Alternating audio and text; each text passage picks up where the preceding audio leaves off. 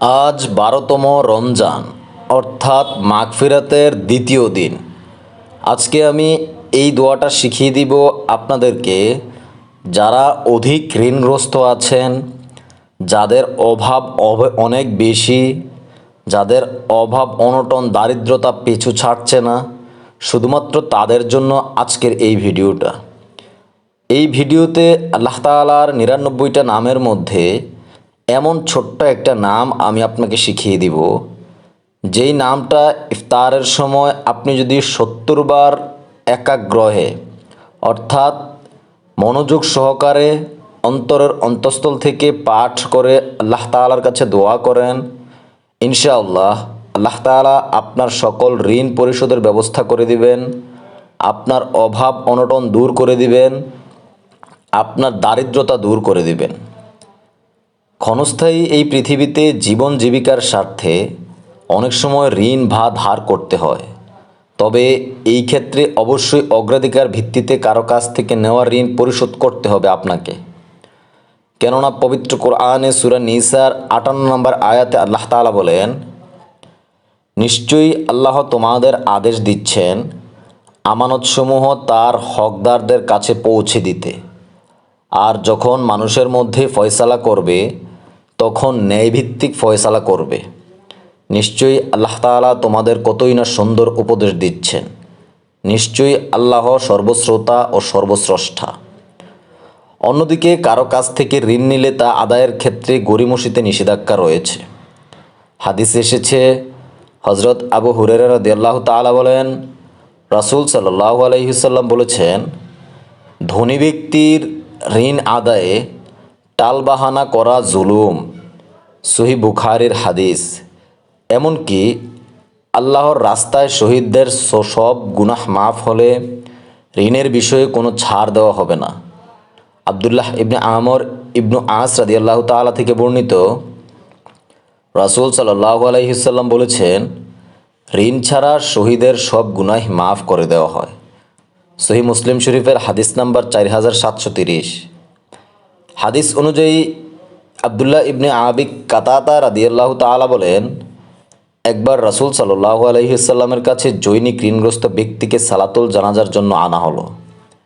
তখন রাসূল সাল্লাল্লাহু আলাইহি ওয়াসাল্লাম বললেন, তোমরা তোমাদের সাথীর সালাতুল জানাজা আদায় করে নাও, আমি এতে শরিক হচ্ছি না, কারণ তার জিম্মায় ঋণ রয়ে গেছে।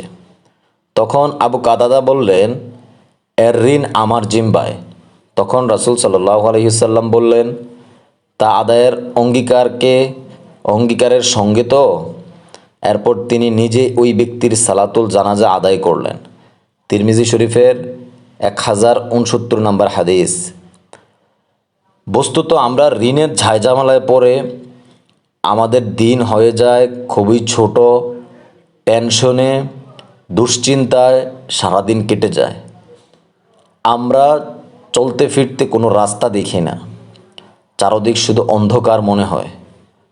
তাই আমি আপনার কাছে বিনীতভাবে অনুরোধ করব, ভিডিওটা শেষ পর্যন্ত দেখে এই নামটা, আল্লাহ তাআলার নামটা শিখে যান এবং আমল করেন।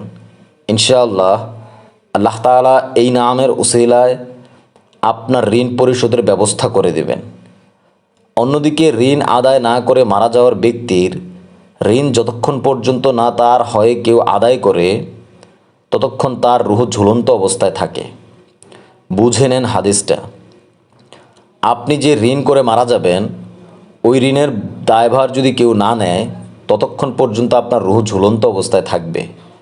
হাদিসে এসেছে, আবু হুরায়রা রাদিয়াল্লাহু তাআলা বলেন, রাসূল সাল্লাল্লাহু আলাইহি ওয়াসাল্লাম বলেছেন, ঋণ পরিশোধ না করা পর্যন্ত মুমিনের রূহ ঋণের সঙ্গে লটকানো থাকে। তিরমিজি শরীফের 1078 নম্বর হাদিস। এই হাদিস দ্বারা আমি আপনাকে পরিষ্কার করতে চাই, দুনিয়া থাকায় যে ঋণ আপনি করে যাবেন, অবশ্যই এই ঋণ আপনাকেই পরিশোধ করতে হবে। তা না হলে আপনার রূহ যে ঋণ করে গেছেন ওই ঋণের সঙ্গে ঝোলানো অবস্থায় থাকবে। এইরূপ মৃত্যু যদি আপনার হয়, মৃত্যুর পরবর্তী জীবনটা হবে আপনার খুবই কষ্টের। প্রিয় দিনী ভাই ও বোন, আপনার কাছে বিনীতভাবে অনুরোধ থাকবে, দোয়াটা বেশি বেশি করেন, আল্লাহ তাআলা ঋণ পরিশোধের ব্যবস্থা করে দিবেন এবং মানুষের ঋণ পরিশোধ করার অঙ্গীকার করেন। আমরা অনেকেই আছি মানুষ থেকে টাকা নিয়ে এসে তা আর দেই না, অথবা দিব দিচ্ছি বলে ঘুরাই, কিন্তু এইটা ঠিক নয়। যথাসময়ে ঋণ পরিশোধের তাগিদ ইসলামে দেওয়া আছে। ঋণ পরিশোধে উদাসীনতা মুসলমানদের জন্য নাজায়েজ। মানুষের জীবনের কোনো নিশ্চয়তা নেই। উদাসীনতার কারণে ঋণ রেখে মারা গেলে বড় বিপদ হতে পারে। কেননা বুখারী শরীফে এসেছে, ঋণের বোঝা নিয়ে মৃত্যু হলে হাসরের মাঠে নিজ নেকি থেকে ঋণের দাবি পূরণ করতে হবে। আল্লাহর রাস্তায় শহীদ হওয়া ব্যক্তি পর্যন্ত ঋণের কারণে পরকালে আটকে যেতে পারে। একটু চিন্তা করেন, অন্তরের অন্তঃস্থল থেকে চিন্তা করেন। এই রমজান মাস মাগফিরাতের মাস, মুক্তির মাস। এই রমজান মাস অসংখ্য মানুষকে আল্লাহ তাআলা মুক্তি দেন। এই সময়টাকে কাজে লাগান। এই মাসের প্রত্যেকটা সময় সেকেন্ড খুবই গুরুত্বপূর্ণ। এই মাসে আল্লাহ তাআলা অসংখ্য মানুষকে অভাব থেকে মুক্তি দেন। প্রিয় দিনী ভাই ও বোন, আপনার কাছে আমার বিনীতভাবে অনুরোধ থাকবে, 5 ওয়াক্ত নামাজের সাথে সারাদিন তওবা ইস্তেগফারের সাথে কানেক্টেড থাকবেন। যারা ইস্তেগফার কন্টিনিউ করে, ইস্তেগফারের সাথে লেগে থাকে, তাদের ঋণ পরিশোধের ব্যবস্থা আল্লাহ তাআলা করে দেন। সেই নামটা কি? আল্লাহ তাআলার সেই নামটা হচ্ছে ইয়া মালিকুল মুলক।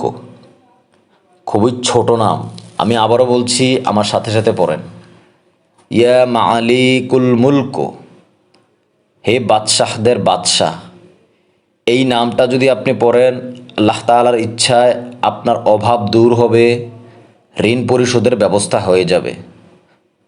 শেয়ার দিয়ে সবাইকে দেখার সুযোগ করে দিবেন। তবে কিছু কথা মনে রাখবেন, যে ব্যক্তি ইচ্ছা থাকার পরও ঋণ পরিশোধ করতে ব্যর্থ হয় এবং তার কোনো সম্পদও না থাকে, স্বয়ং আল্লাহ তাআলা কিয়ামতের মাঠে তার পক্ষ থেকে ঋণ পরিশোধ করবেন। এই বিষয়ে রাসূল সাল্লাল্লাহু আলাইহি ওয়াসাল্লাম বলেন, কিয়ামতের দিন আল্লাহ তাআলা ঋণগ্রস্ত ব্যক্তিকে তার সামনে ডেকে আনবেন। তিনি জিজ্ঞাসা করবেন, হে আদম সন্তান, তুমি এই ঋণ কেন গ্রহণ করেছিলে এবং কোথায় ব্যয় করেছিলে?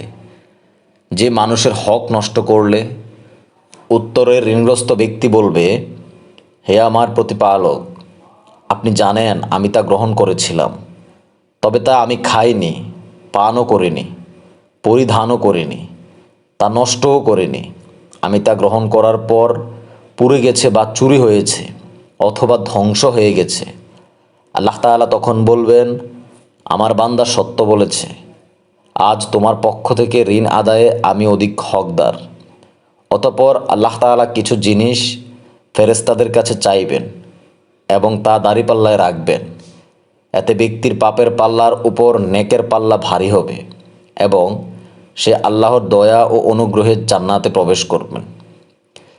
এটা হচ্ছে, আপনি যদি ঋণ পরিশোধের কোনো ব্যবস্থা না থাকে, যেই কারণে ঋণ করেছেন, ওইটা যদি উপযুক্ত জায়গায় ব্যবহার করেন, তাহলে আল্লাহ তাআলা আপনার ঋণ পরিশোধের ব্যবস্থা করে দেবেন। ওই কিয়ামতের মাঠে যদি আপনাকে প্রশ্নবিদ্ধ করা হয় এই ঋণের কারণে, কি থাকবে আপনার জবাব? চেষ্টা করে যান, হারাম ত্যাগ করেন এবং সম্পূর্ণ ইচ্ছা দিয়ে, সম্পূর্ণ শক্তি দিয়ে চেষ্টা করে যান। ইনশাআল্লাহ আপনি সফল হবেনই হবেন। ভালো থাকবেন। আসসালামু আলাইকুম ওয়া রাহমাতুল্লাহি।